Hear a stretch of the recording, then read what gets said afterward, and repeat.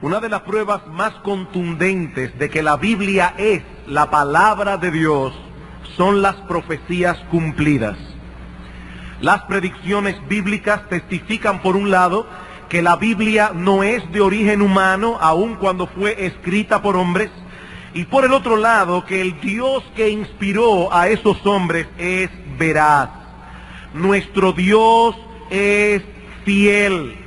Todo lo que Él ha prometido se cumplirá, así como todas sus advertencias.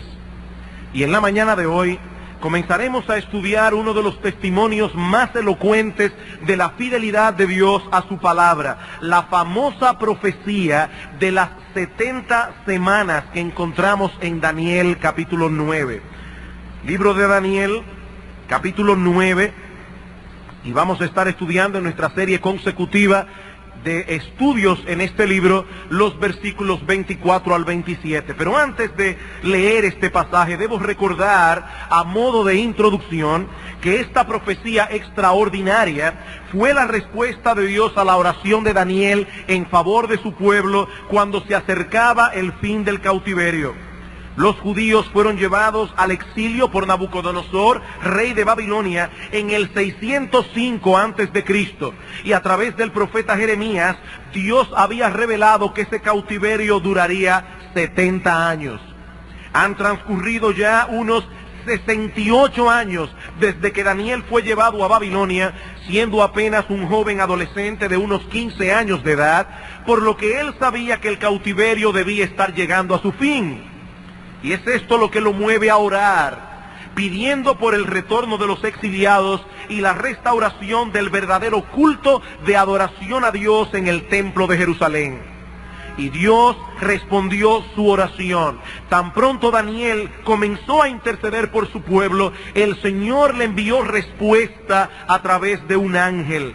En Daniel capítulo 9, los versículos 20 al 23, que estudiamos el domingo pasado, dice así: aún estaba hablando y orando y confesando mi pecado y el pecado de mi pueblo Israel, y derramaba mi ruego delante de Jehová mi Dios por el monte santo de mi Dios. Aún estaba hablando en oración cuando el varón Gabriel, a quien había visto en la visión al principio, volando con presteza vino a mí como a la hora del sacrificio de la tarde, y me hizo entender y habló conmigo diciendo: Daniel, ahora he salido para darte sabiduría y entendimiento. Al principio de tus ruegos fue dada la orden, y yo he venido para enseñártela, porque tú eres muy amado. Entiende pues la orden y entiende la visión. Gabriel fue enviado para dar a Daniel sabiduría y entendimiento. Y es en ese contexto que le revela la famosa profecía de las 70 semanas que comenzaremos a estudiar, a partir de hoy. Daniel capítulo 9, versículos 24 al 27. He aquí la profecía. 70 semanas están determinadas sobre tu pueblo y sobre tu santa ciudad, para terminar la prevaricación, poner fin al pecado, expiar la iniquidad, para traer la justicia perdurable y sellar la visión y la profecía y ungir al santo de los santos. Sabe pues y entiende que desde la salida de la orden para restaurar y edificar a Jerusalén hasta el Mesías príncipe habrá 7 semanas y 62 semanas. Se volverá a edificar la plaza y el muro en tiempos angustiosos. Y después de las 62 semanas se quitará la vida al Mesías, mas no por sí. Y el pueblo de un príncipe que ha de venir destruirá la ciudad y el santuario, y su fin será con inundación, y hasta el fin de la guerra durarán las devastaciones. Y por otra semana confirmará el pacto con muchos. A la mitad de la semana hará cesar el sacrificio y la ofrenda. Después, con la muchedumbre de las abominaciones vendrá el desolador, hasta que venga la consumación y lo que está determinado se derrame sobre el desolador. Como decíamos el domingo pasado, este es uno de los pasajes más difíciles de todo el Antiguo Testamento y probablemente de toda la Biblia. Se trata de una profecía extraordinaria, pero al mismo tiempo bastante compleja, como veremos a medida que avancemos en el estudio del texto. Sin embargo, Aunque el pasaje posee cierto grado de dificultad, eso no oscurece en nada el contenido esencial de su mensaje. Y como veremos en los próximos domingos y a partir de hoy, este texto es lo suficientemente asombroso como para movernos a postrarnos sobre nuestros rostros y dar gracias a Dios por su bendita palabra. El apóstol Pedro nos dice en su segunda carta que hacemos bien en estar atentos a la palabra de Dios, como a una antorcha que alumbra en lugar oscuro hasta que el día esclarezca y el lucero de la mañana salga en vuestros corazones. ¿Y por qué debemos prestar tal atención a la palabra de Dios? Dice Pedro, entendiendo primero esto, que ninguna profecía de la Escritura es de interpretación privada, o como dice la versión internacional, que ninguna profecía de la Escritura surge de la interpretación de nadie, porque nunca la profecía fue traída por voluntad humana, sino que los santos hombres de Dios hablaron siendo inspirados por el Espíritu Santo. Estas profecías bíblicas llegaron a nosotros a través de los escritos de algunos hombres, pero lo que ellos escribieron no fue el producto de su imaginación, no fue el producto de su elucubración personal, sino que fueron guiados, movidos soberana y eficazmente por el Espíritu Santo. Eso es lo que Pedro nos dice aquí. De modo que el producto que tenemos en nuestras manos no es palabra de hombres, es palabra de Dios, inerrante, infalible y perfecta. Con esto en mente, pasemos a estudiar esta porción de las Sagradas Escrituras y para comenzar, para introducirnos en este océano de cosas, pienso que será muy útil si podemos tener una perspectiva global de su contenido antes de entrar a considerar el texto en todos sus detalles. Un entendimiento claro del mensaje esencial contenido en esta profecía nos ayudará enormemente en la comprensión de cada una de sus partes. Así que en esta mañana nos limitaremos a dos cosas. Veremos en primer lugar un panorama general de la profecía de las 70 semanas y en segundo lugar cuál es el contenido esencial de esta profecía. Veamos entonces en primer lugar un vistazo a vuelo de pájaro de los versículos 24 al 27. Y no olviden que esta revelación fue la respuesta de Dios a la oración de Daniel. ¿Y cuál era el foco de su oración? ¿Qué fue lo que lo movió a orar? Que los 70 años de cautiverio profetizados por Jeremías estaban a punto de cumplirse y no se veía en el horizonte ningún indicativo de que el imperio medo-persa estuviese contemplando el retorno de los judíos a Jerusalén. Así que ese número 70 estaba muy claro en la mente de Daniel al interceder por su pueblo. Señor, tú dijiste a través del profeta Jeremías que este cautiverio duraría 70 años. Ya van 68 desde que yo llegué aquí. Oh Dios, aparta tu ira de tu pueblo y bendícenos por amor de tu nombre. Es en este contexto que Gabriel le revela la profecía de las 70 semanas. Daniel, estás preocupado por lo que habrá de ocurrir con Israel, ahora que los 70 años de cautiverio están por cumplirse. Pero Dios me ha enviado a ti para revelarte lo que acontecerá con tu pueblo en un periodo mucho más extenso. Y ahí entra en el versículo 24 cuando dice, 70 semanas están determinadas sobre tu pueblo y sobre tu santa ciudad. La palabra que Reina Valera traduce como semana aquí es el plural del hebreo shabua, que significa una unidad o período de 7. Y puede referirse tanto a 7 días como a 7 años. El texto dice simplemente 70 sietes, 70 períodos de 7 están determinados sobre tu pueblo y sobre tu santa ciudad. Un simple cálculo matemático nos revelará que 70 por 7 son 490. Lo que debemos determinar ahora es 490 que están determinados sobre el pueblo de Israel. 490 días o 490 años.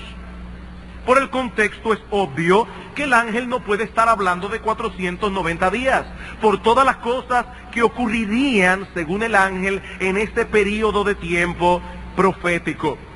Hasta donde yo sé, ningún comentarista serio de la palabra de Dios, sin importar a la escuela de interpretación a la que pertenezca, cree que Gabriel está hablando aquí de días.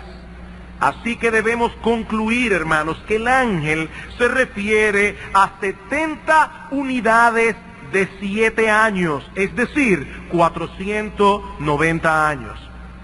Esos años comenzarían a correr en el momento en que fuera promulgado un edicto para la restauración y edificación de Jerusalén, y concluirían con la aparición y muerte del Mesías.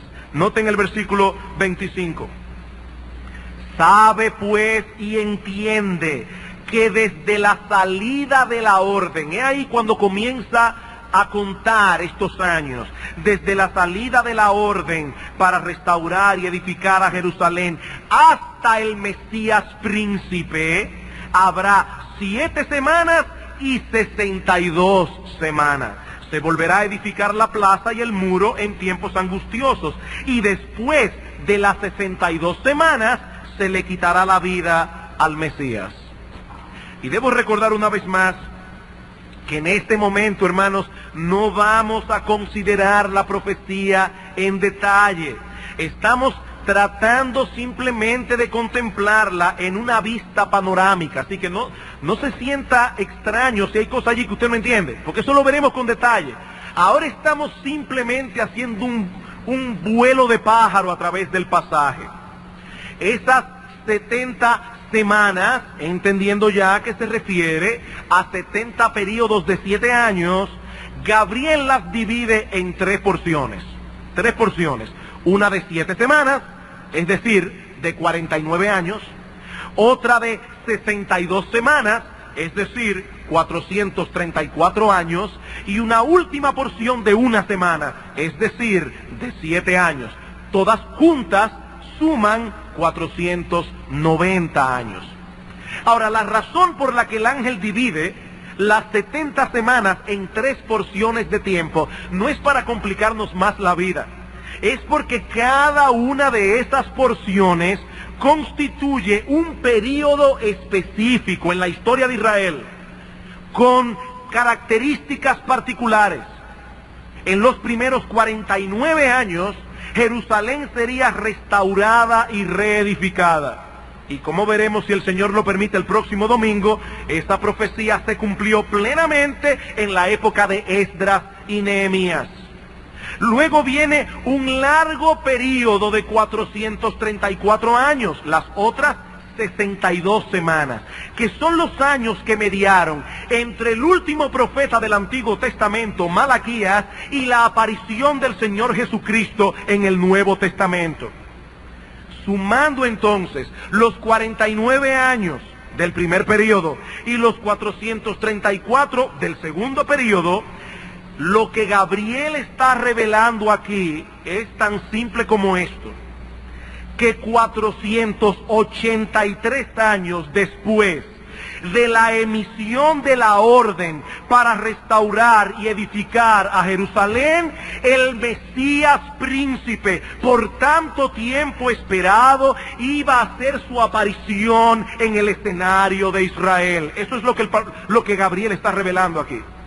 Que exactamente 483 años después de ese edicto en que se permitió que los judíos regresaran a su tierra y edificaran a Jerusalén, exactamente 483 años después, el Mesías haría su aparición en el escenario de Israel. Y luego tenemos la semana número 70, en medio de la cual se le quita la vida al Mesías. Dice en el versículo 26, y después de las 62 semanas se quitará la vida al Mesías. Y finalmente, Gabriel le revela a Daniel que luego de la muerte del Mesías, y de paso, como consecuencia de ella, Jerusalén será destruida de nuevo, tanto la ciudad como el templo. Versículo 26, después de las 62 semanas se le quitará la vida al Mesías, mas no por sí, y el pueblo de un príncipe que ha de venir destruirá la ciudad y el santuario, y su fin será con inundación, y hasta el fin de la guerra durarán las devastaciones. Es de aceptación casi universal entre los estudiosos de las Escrituras, y otra vez, sin importar a la escuela de interpretación a la que pertenezca, que esa profecía se cumplió cuando Tito Vespasiano, general romano, destruyó Jerusalén en el año 70 después de Cristo. He aquí, hermanos, un panorama general, una vista a vuelo de pájaro del contenido de la profecía de las 70 semanas. Dios le reveló a Daniel lo que habría de ocurrir con su pueblo Israel muchos años hacia adelante. Daniel escribió esta profecía en el primer año de Darío. Recuerden el capítulo 9, los versículos 1 y 2. Es decir, en el año 538 antes de Cristo.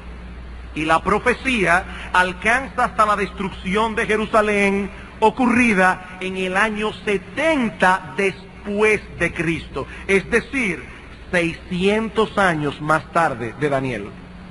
600 años más tarde. Como decíamos el domingo pasado, el Señor respondió la oración de Daniel mucho más abundantemente de lo que él pidió. Todo lo que Daniel quería saber era lo que iba a suceder con su pueblo de Israel luego de los 70 años de cautiverio que estaban a punto de cumplirse. Eso era todo lo que él quería saber. Y Dios no solo les revela que los judíos regresarían a su tierra, reedificarían la ciudad, sino que enfoca su atención en un evento mucho más trascendental en la historia de la redención, la aparición del Mesías.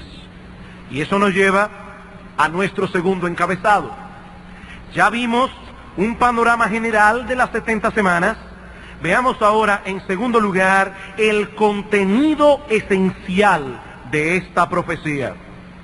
Y es obvio que el foco de atención de las 70 semanas no es el retorno de la cautividad, no es la reconstrucción de Jerusalén. Mi hermano amado, si alguien te pregunta, ¿de qué trata la famosa profecía de las 70 semanas? ¿Cuál es su contenido esencial?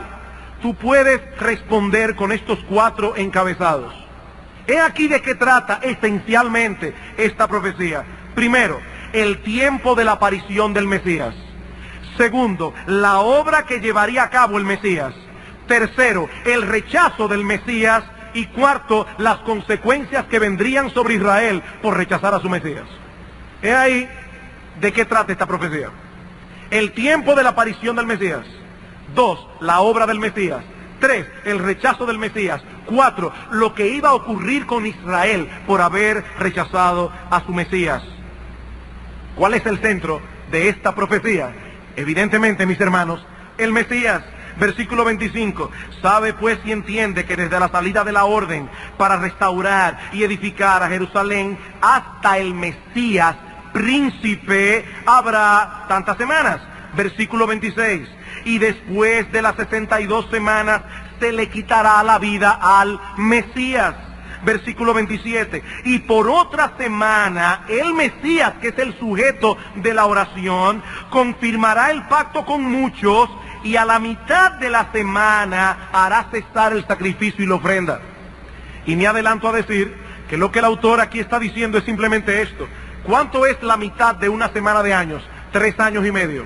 Lo que él está diciendo simplemente es que 3 años y medio después de que Cristo se presentara públicamente como el Mesías en el escenario de Israel, se le iba a quitar la vida y con su muerte cesarían los sacrificios y la ofrenda. Exactamente a los 3 años y medio de haber iniciado su ministerio, Jesucristo murió en una cruz y con su muerte cesaron los sacrificios y la ofrenda. ¿Cuál es el centro de la profecía? No es el retorno de la cautividad. El foco de atención del texto es el Mesías. La palabra hebrea Mesías significa simplemente el ungido. El ungido. Y es el equivalente a la palabra griega Cristo. Cuando nosotros leemos en el Nuevo Testamento el nombre Cristo, es simplemente una traducción griega de la palabra hebrea Mesías. Jesús es el Cristo, el Mesías, el ungido. ¿Y por qué se le llama el ungido al Señor? Bueno, en el Antiguo Testamento, cuando un rey o un profeta o un sacerdote era colocado en su oficio, oficialmente, valga la redundancia, este rey, este profeta, este sacerdote era ungido con aceite. Y muy probablemente era una forma simbólica de expresar la unción del Espíritu Santo sobre esta persona. Así que en el Antiguo Testamento hubo muchos ungidos. Pero cuando en el Antiguo Testamento se profetizaba acerca del Mesías, no se estaba hablando de un ungido más. Se estaba hablando del ungido. Se estaba hablando de aquel que de una vez por todas poseería en sí mismo los 3 oficios. Él sería rey, él sería profeta y él sería sacerdote. Este Mesías prometido era el centro, el foco de atención de las profecías del Antiguo Testamento. Por eso es que tanto Cristo como los apóstoles se empeñaron en su predicación, en hacerle ver a los judíos que lo que estaba ocurriendo delante de sus ojos era exactamente lo que Dios había profetizado en el Antiguo Testamento que ocurriría. Y quiero llevarlo solamente a 2 pasajes del Nuevo Testamento, brevemente. Lucas, capítulo 24. Evangelio de Lucas, capítulo 24.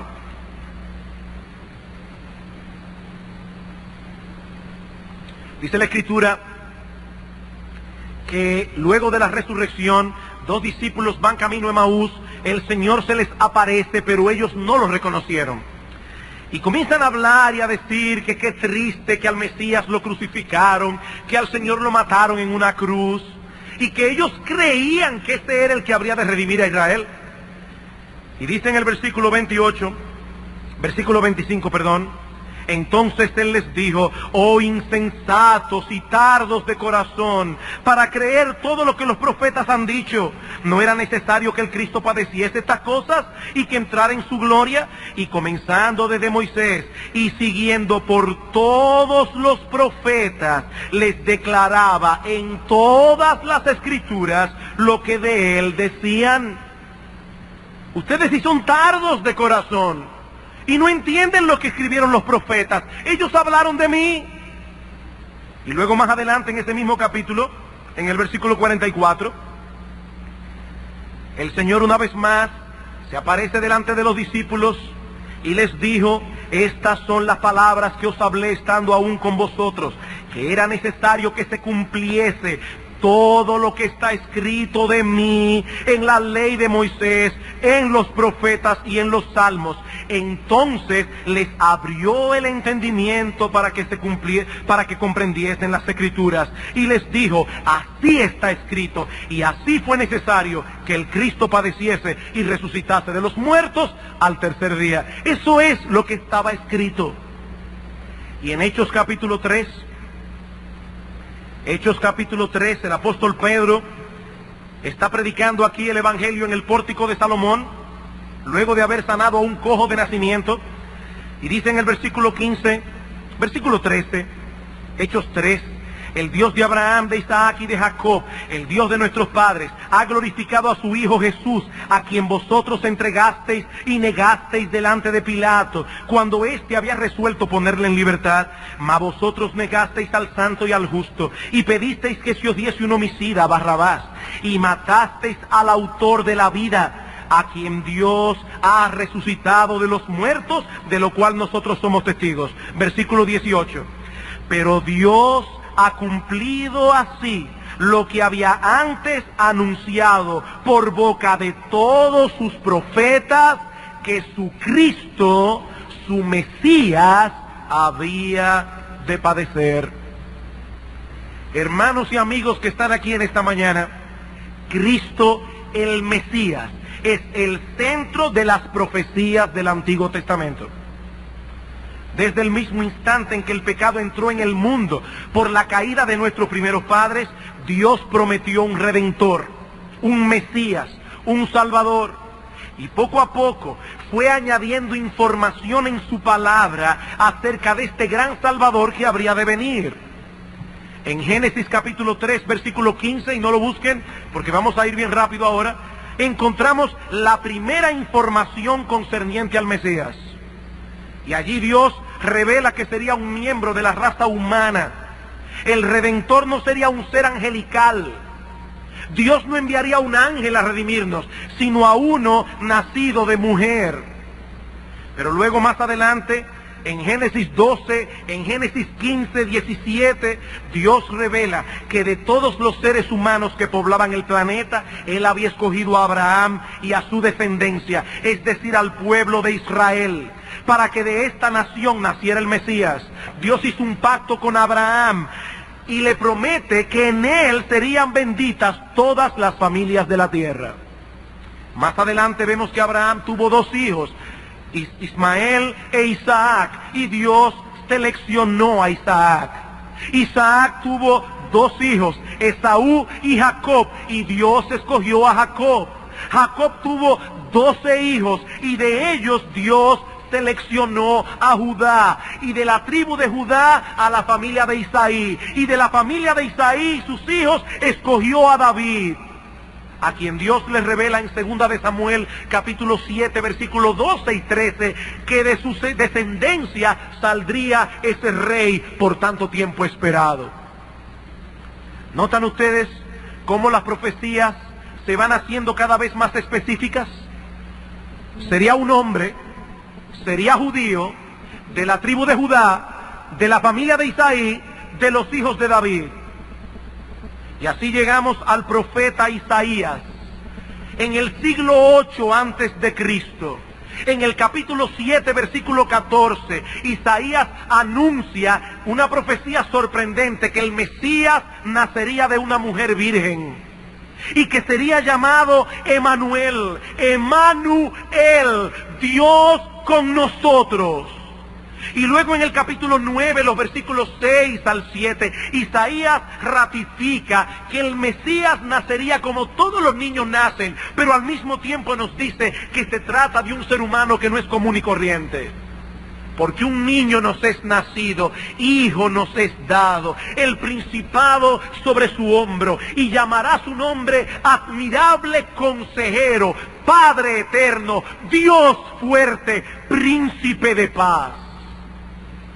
Este niño, que es dado como niño, pero que al mismo tiempo es el preexistente Hijo de Dios, sería llamado Consejero, Admirable, Padre Eterno, Dios Fuerte, Príncipe de Paz.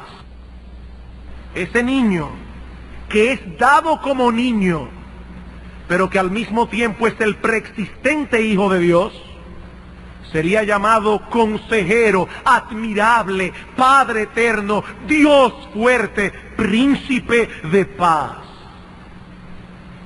Y más adelante en el capítulo 53, Isaías escribiría una de las profecías más extraordinarias del Antiguo Testamento por todos los detalles que revela de la obra redentora del Mesías y sus resultados. Isaías capítulo 53, y les ruego que vayan conmigo a este pasaje de la palabra de Dios.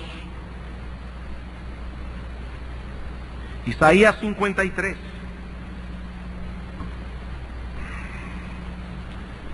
Luego que habla de cómo Cristo sería despreciado, desechado, dice en el versículo 4, ciertamente llevó Él nuestras enfermedades, sufrió nuestros dolores, nosotros le tuvimos por azotado, por herido de Dios y abatido. Mas Él herido fue por nuestras rebeliones, molido por nuestros pecados, el castigo de nuestra paz fue sobre Él, y por su llaga fuimos nosotros curados. Todos nosotros nos descarriamos como ovejas, cada cual se apartó por su camino, mas Jehová cargó en Él el pecado de todos nosotros. Angustiado Él y afligido, no abrió su boca. Pilato le preguntaba, y Cristo no le respondió ni media palabra. Como cordero fue llevado al matadero, y como oveja delante de sus trasquiladores enmudeció y no abrió su boca. Cuando Cristo se apareció en el escenario de Israel a ser bautizado, ¿qué dijo Juan el Bautista? He ahí el Cordero de Dios que quita el pecado del mundo. Como cordero fue llevado al matadero, por cárcel y por juicio fue quitado. Hablando de cómo Él sería juzgado injustamente, que siendo un hombre inocente fue declarado culpable. Y su generación, ¿quién la contará? Y la traducción hebrea allí es más o menos esto: va a ser juzgado en un juicio injusto, pero nadie meterá su mano por Él. Nadie abrirá su boca para defenderle, porque fue cortado de la tierra de los vivientes y por la rebelión de mi pueblo fue herido. Y se dispuso con los impíos su sepultura. Fue crucificado entre dos ladrones, entre dos impíos, mas con los ricos fue en su muerte, porque José de Arimatea le cedió su tumba. Aunque nunca hizo maldad, ni hubo engaño en su boca. Con todo eso Jehová quiso quebrantarlo, sujetándole a padecimiento. Cuando haya puesto su vida en expiación por el pecado, verá linaje, vivirá por largos días, y la voluntad de Jehová será en su mano prosperada. Él morirá como un criminal, pero él verá linaje. Muchos se convertirán por él, muchos le seguirán. Él verá el fruto de la aflicción de su alma. Él no morirá en vano. Él verá el fruto de la aflicción de su alma y quedará satisfecho. Por su conocimiento justificará mi siervo justo a muchos. Por conocerle a Él serán justificados y llevará las iniquidades de ellos. Por tanto yo le daré parte con los grandes, con los fuertes repartirá despojos, por cuanto derramó su vida hasta la muerte. Fue contado con los pecadores, habiendo Él llevado el pecado de muchos y orado por los transgresores. ¿Qué iba diciendo Cristo en todo el camino de la crucifixión? Padre, perdónalos, ellos no saben lo que hacen. Perdónalos, Padre. Él estaba orando por los transgresores.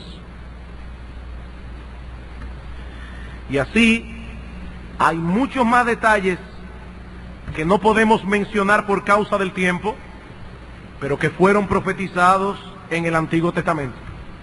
Solo voy a añadir uno más, y es la profecía que encontramos en Miqueas capítulo 5 versículo 2, donde el Señor revela que el Mesías nacería en una pequeña aldea llamada Belén. Miqueas capítulo 5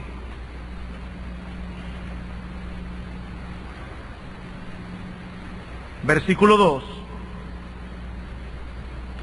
Pero tú, Belén Efrata, pequeña para estar entre las familias de Judá, de ti me saldrá el que será Señor en Israel, y sus salidas son desde el principio, desde los días de la eternidad. Qué paradójico. De ti saldrá, en ti nacerá aquel que será Señor en Israel. Pero dice, no te pierdas en esto, su salida realmente es desde los días de la eternidad. Nacerá como un niño en Belén, pero Él es eterno. Pero Él es eterno, el preexistente Hijo de Dios. Es de ese Mesías, tan ampliamente profetizado en el Antiguo Testamento, del que habla Gabriel a Daniel en su famosa profecía de las 70 semanas. Indicando ahora en Daniel capítulo 9 el tiempo, si lo querían más preciso, el tiempo en que ese Mesías iba a aparecer en el escenario de Israel. Ya todo, aparte de todo lo que se ha profetizado de él, ahora el ángel revela a Daniel el tiempo en que este Mesías hará su aparición pública en el escenario de Israel. Dios fue desvelando el misterio poco a poco, añadiendo dato tras dato, dato tras dato, sobre ese Redentor que habría de salvar a su pueblo de las consecuencias del pecado. Sería un miembro de la raza humana, un descendiente de Abraham, de la tribu de Judá, de la familia de David, nacería de una virgen en la aldea de Belén y sería llevado a la muerte como un criminal, aunque como dice Isaías, nunca hizo maldad ni hubo engaño en su boca. Y repito que no tenemos el tiempo para continuar enumerando muchas otras profecías del Antiguo Testamento, pero fueron profetizadas. Que sería traicionado por uno de los suyos, vendido exactamente por 30 piezas de plata, dice en Zacarías capítulo 11, versículos 12 y 13, que ese dinero sería arrojado en la casa de Dios, que sus manos y sus pies serían horadados, que se repartirían sus vestidos, que le darían hiel y vinagre en medio de su sed. Todo eso estaba predicho en el Antiguo Testamento. No puede haber duda alguna, no puede haber duda alguna en cuanto a la identidad de ese Mesías prometido y tan ampliamente profetizado en el Antiguo Testamento. No puede haber dudas. Nuestro Señor Jesucristo nació en el tiempo preciso, en la nación precisa, en la familia precisa, en la aldea precisa y de la mujer precisa, una virgen de Israel. Como el Mesías profetizado fue traicionado por uno de los suyos, vendido por 30 piezas de plata y llevado a la muerte por crucifixión luego de un juicio injusto. Alguien contabilizó que en las 24 horas, solo en las 24 horas que mediaron entre la traición de Judas y la muerte de Cristo en la cruz, se cumplieron 29 profecías del Antiguo Testamento. En esas 24 horas. Pero también, como había sido profetizado, y gloria a Dios por eso, el Señor se levantó victorioso de la tumba al tercer día, habiendo consumado la obra de salvación. Y conforme a la profecía, Él ha visto el fruto de la aflicción de su alma y ha quedado satisfecho, porque millones de pecadores a lo largo de la historia han confiado en Él para el perdón de sus pecados y han recibido la gracia y el don de la vida eterna. Y si seguimos predicando su evangelio, 2000 años después, es porque tenemos la plena convicción de que muchos otros, por esa misma gracia, vendrán a la fe y al arrepentimiento. Porque ni una sola alma, ni una sola por la que Cristo derramó su bendita sangre en la cruz, se perderá. Ni una sola. En los próximos domingos, si el Señor lo permite, vamos entonces a estudiar la profecía de las 70 semanas. Porque hoy solamente vimos un vistazo general y su contenido esencial. Pero si el Señor lo permite, en los próximos domingos veremos este texto más detalladamente y los elementos que componen esta sorprendente predicción mesiánica. Por el momento, solo quiero traer 3 aplicaciones prácticas a modo de conclusión. 3 aplicaciones prácticas. ¿Qué nos enseñan todas estas profecías cumplidas? Y de manera particular, la de las 70 semanas. En primer lugar, nos muestran la dureza del corazón humano. En primer lugar, nos muestran la dureza del corazón humano. Los judíos que instigaron a la multitud para que Cristo fuera crucificado, conocían las Escrituras. Cuando Jesús era un niño recién nacido, y Herodes mandó a buscar a los escribas para preguntarle dónde estaba supuesto a nacer el Cristo, ellos respondieron de inmediato: en Belén, porque así lo profetizó el profeta Miqueas. Ellos lo sabían. Ellos sabían que esa profecía hablaba de Cristo, pero aún así, teniendo las Escrituras en las manos, conociendo todas estas profecías concernientes al Cristo, aún así le crucificaron. Y todavía al día de hoy los judíos continúan leyendo el Antiguo Testamento, y a pesar de que hubo un hombre que cumplió todas estas predicciones, aún así permanecen en incredulidad. Mi amigo que estás aquí sentado en esta mañana, déjame decirte algo de todo corazón. No es por falta de evidencias que el hombre no cree.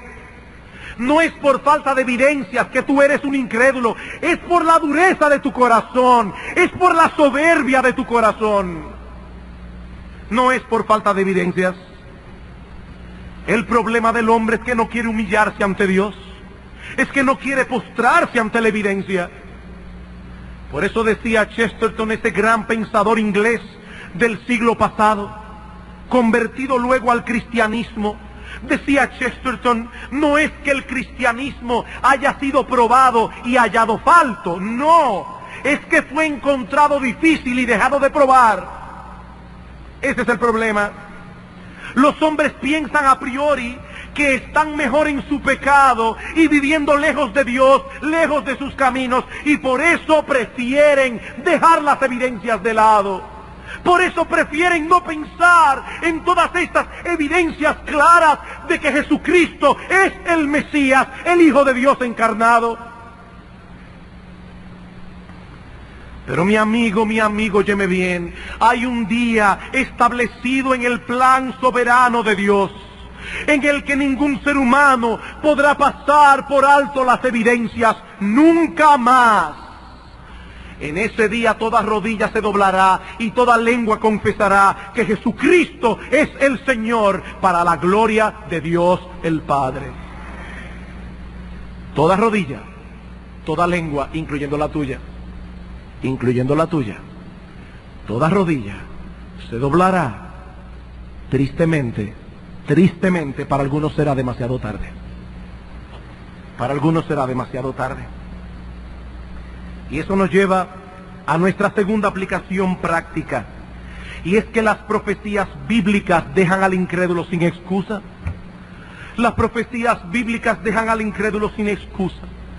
Amigo mío, Dios se encargó de anunciar de antemano todas estas cosas, en parte para que sepamos que Él es un Dios fiel y que la Biblia es su palabra. No es el Corán, no es el Bhagavad Gita, no es el libro de Bahá'u'lláh, es la palabra de Dios, la Biblia. Y el Señor Jesucristo dijo en una ocasión que ni una jota, ni una tilde pasará de la ley hasta que todo se haya cumplido. Ni una jota, ni una tilde. Y en otro lugar añadió, el cielo y la tierra pasarán, pero mis palabras nunca pasarán. Ni una sola de la palabra de Dios caerá en tierra sin cumplimiento, porque nuestro Dios es fiel. En el día del juicio, mi amigo, no tendrás excusa. No tendrás excusa delante de Dios, porque Él nos dejó un libro que lleva claramente las marcas de su autoría. Dios es el autor de la Biblia. En tercer lugar, y finalmente, las profecías bíblicas nos muestran cuál es el verdadero problema del hombre y su única solución. Las profecías bíblicas nos muestran cuál es el verdadero problema del hombre y su única solución. ¿Quién es el centro de las profecías bíblicas? Nuestro Señor Jesucristo. ¿Y qué anunciaban las profecías acerca de Él? Que siendo el Hijo preexistente de Dios, habría de nacer como todos los hombres nacen y moriría en una cruz por los pecados de su pueblo. Por los pecados de su pueblo. Noten una vez más, Daniel, capítulo 9, versículo 24. 70 semanas están determinadas sobre tu pueblo y sobre tu santa ciudad. ¿Para qué? Para terminar la prevaricación, para poner fin al pecado y expiar la iniquidad. Eso fue lo que Cristo vino a hacer. expiar el pecado. Cristo vino a salvar a pecadores del pecado, de las consecuencias del pecado. Él no vino al mundo para que los que creen en Él sean ricos. Él no vino al mundo para que los que crean en Él sean saludables. Porque el problema principal del hombre no es la falta de dinero. Porque el problema principal del hombre no es la falta de salud.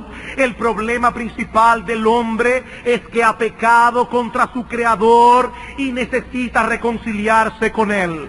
Lo que hace al hombre desgraciado no es la falta de dinero, no es la falta de salud, es su pecado y su separación de Dios, que es la fuente de todo bien. Y eso fue lo que Cristo vino a solucionar. Eso fue en otra cosa lo que Cristo vino a solucionar. En Él encontramos el perdón de todos nuestros pecados y la reconciliación con Dios. Eso es lo que el Antiguo Testamento profetiza, eso es lo que el Evangelio en el Nuevo Testamento anuncia como algo que ya se cumplió, que en Él hay salvación. Salvación, mi amigo, gratuita. Salvación para todo aquel que cree. Ven a Cristo, mi amigo, en esta misma hora, porque así como Dios cumplió todo lo que anunció sobre el Mesías en el Antiguo Testamento, así cumplirá todo lo que Él promete para aquellos que se arrepienten de sus pecados y confían en Él y solo en Él para la salvación de sus almas. Quiero dejar en vuestras mentes una teoría, y admito que es solo una teoría, y más aún que no es una teoría original, pero permítame dejarles en vuestras mentes una teoría. Yo me pregunto, ¿es posible que habiendo sido Daniel un funcionario de mucha importancia en el imperio medo-persa, una copia de su libro haya sido preservada allí? ¿Es posible?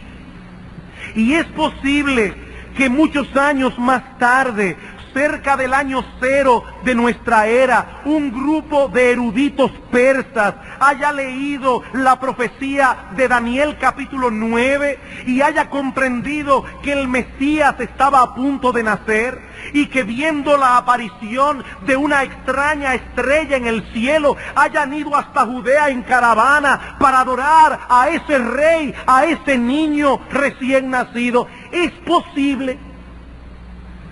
Sí, es posible.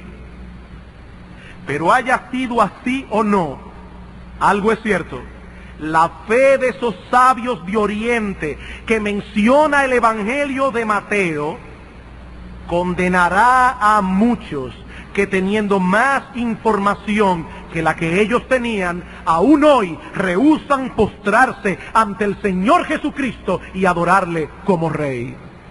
La fe de esos sabios condenará a muchos.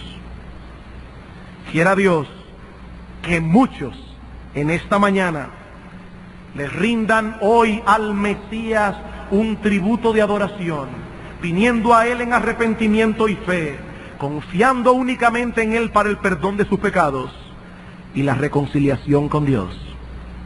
Quiera Dios. Vamos a orar. Padre bueno, ¿qué más nos resta que decir gracias por tu palabra, Señor? Gracias porque nuestra fe no está fundada en la imaginación de los hombres. Gracias porque nuestra fe no está fundada en aquel profeta o aquel otro profeta que se le ocurre decir algo.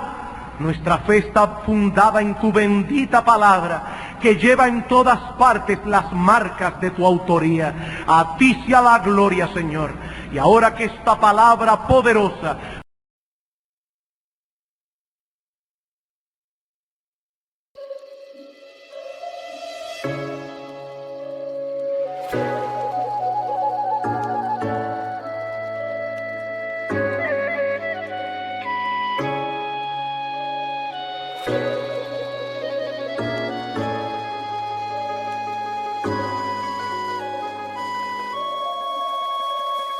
Hãy cho ta mong cầu để ngày sau ta gặp nhau, trao cho ta miếng trầu, trao hết tình duyên này.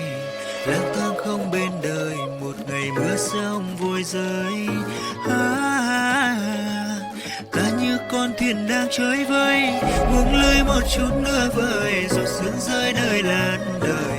Trong đêm nay mờ mây khói, chìm vào một giấc chiêm bao, mệt không say bằng câu đưa tình, gạt từng giọt nước mắt hối hẹn.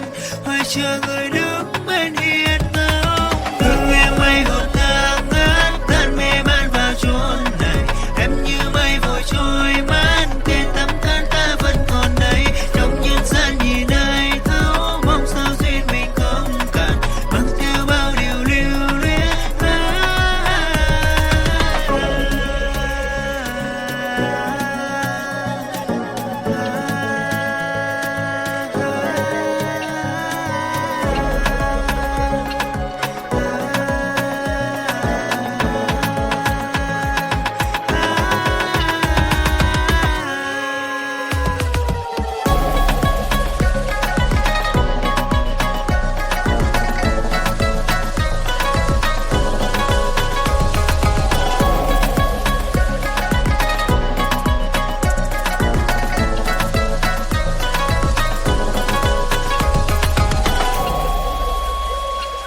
Lang thang không bên đời, một ngày mưa rông vội rơi.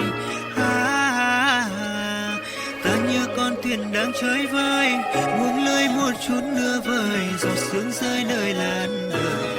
Trong đêm nay mờ mây khói, chìm vào một giấc chiêm bao, mệt không say bằng câu đưa tình, gạt từng giọt nước mắt hối hẹn. Phải chờ người đứng bên hiên ngông, thương em mây hồn ta ngát, tan mê man vào chốn này.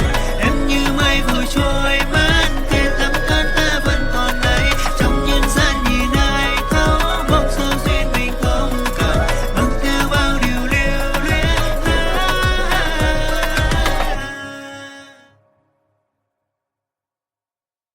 Ha sido expuesta en esta mañana y hemos visto lo que se profetizaba del Mesías en el Antiguo Testamento y lo que Él cumplió en el Nuevo.